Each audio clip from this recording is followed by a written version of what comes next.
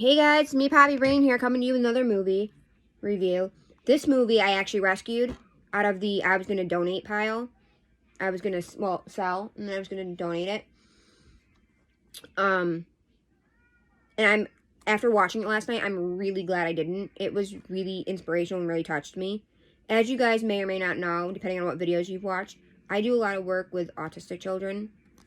At the church I grew up in, we had 2 autistic children in my time there. The one is now the current youth leader's oldest son. The other one, his dad writes books. I used to have one of the stories that he wrote, but I don't know what happened to that. And then when I was in college, I babysat for a family. I mainly babysat the younger 2 kids, but the middle child was severely autistic. Sometimes I had to watch just him. Then I did a whole report in my second psychology class, I think it was, on autism.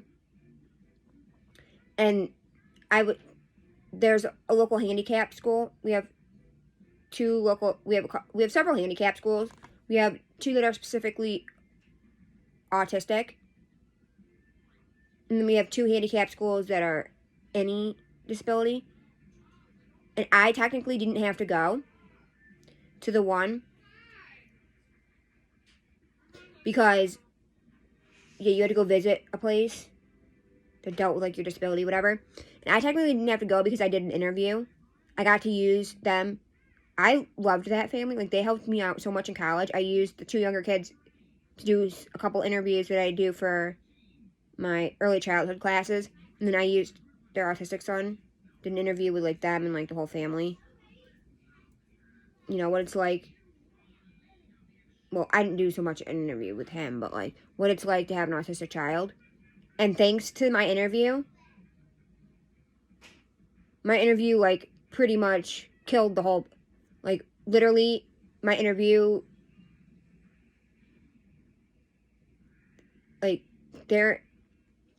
he loved my interview so much and, the video I made, it ended up pretty much being, half the grade, a little over half the grade we got. My interview killed it out of the water and literally helped us out a lot. So anyways, and then I worked at a daycare. Then after college, I worked at a daycare for a year and a half, or for 13 months. And we had a little boy in my class who was autistic. Then the last daycare I worked at, I worked with autistic children. We had one of the lead teachers in the baby room. One of her daughters used to work at the daycare. And her kids went to the daycare. And her son is autistic. And then we had we had 2 school agers that were autistic. No, 3 school agers that were autistic. We had, in the older toddler room, we had a little boy that was autistic. We've had a little boy, when I first started there, in the in the preschool room that was autistic. So I've dealt with a lot of autistic kids. And then I just recently lost a job babysitting 2 autistic children. They're 6 and 7. So this movie really touched me. And it has, so in here, the only big name actress. So this movie is called Jack of Red Heart. I found this at the Dollar Tree a while ago. The only well-known actress in here would be Anna Sophia Robb. If you don't know who that is, the only 2 movies I can think off the top of my head that she's been in were Bridge of Terabithia and Because of Winn-Dixie. I know she's been in other stuff, but those are the 2 main ones that stick out to me. I think she might have played Kit in the Kit Kendridge American Girl movie. I think that was her.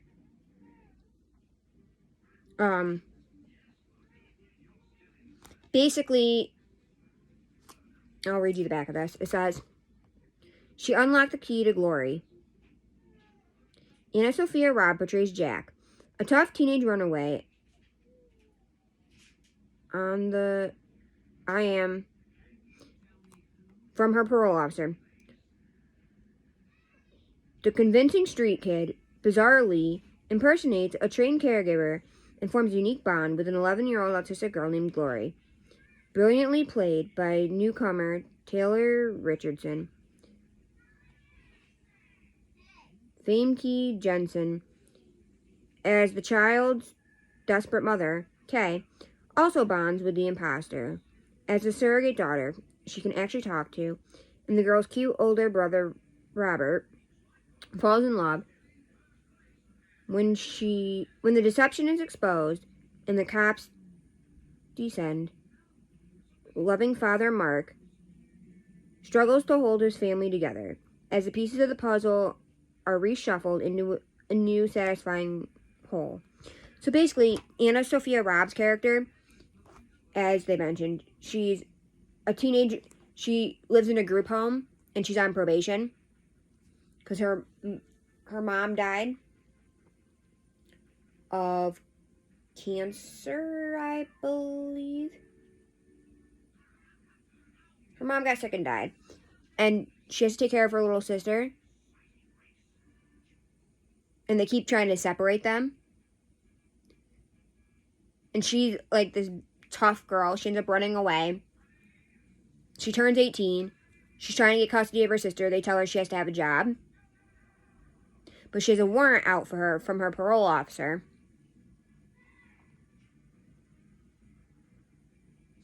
So, like, the lady at the group home, whatever, is like, okay, if you can keep a job for a month, then we'll see about helping you get custody of your sister or whatever.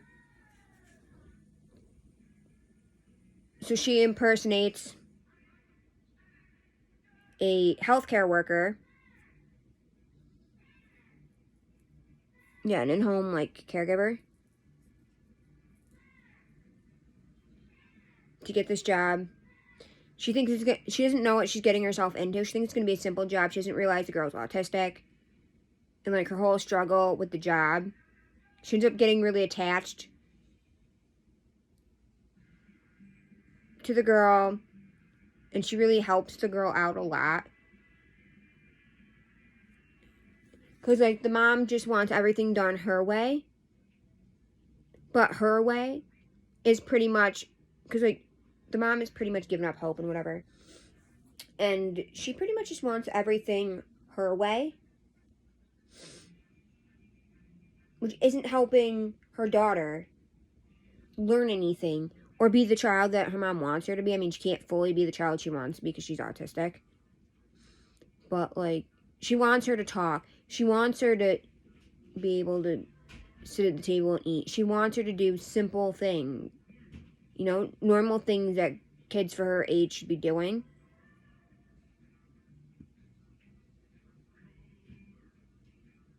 And it's just a really good, inspiring movie.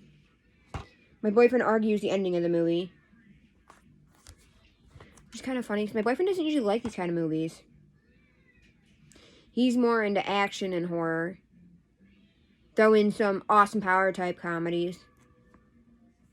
Again, I don't get Austin Powers. So I highly, highly, highly recommend that. I give that a hardcore 10. It was really good. One of the best movies I've seen in a while. Because we just watch, like, I don't feel like we really watch movies anymore. Me and my boyfriend don't really barely watch Netflix anymore. We mostly just watch Tubi, and we pretty much binge watch. We pretty much watch the same things. Dog the Bounty Hunter. World's Dumbest. Dog the Bounty Hunter, World's Dumbest Criminals. And Larry the Cable Guy, Only in America. Are currently our 3. Because we finished Hoarding Buried Alive and we finished Storage Wars. We've completed both of them now on there. the original Storage Wars and Storage Wars Northern Exposures, which is Canadian version. They don't have the Southern version on there, which I kind of wish they did a little bit. I've only seen a couple episodes of the Southern version. But yeah, so that's all I have to say about that movie. Highly recommend it. I will catch you on the flip side. Bye, guys.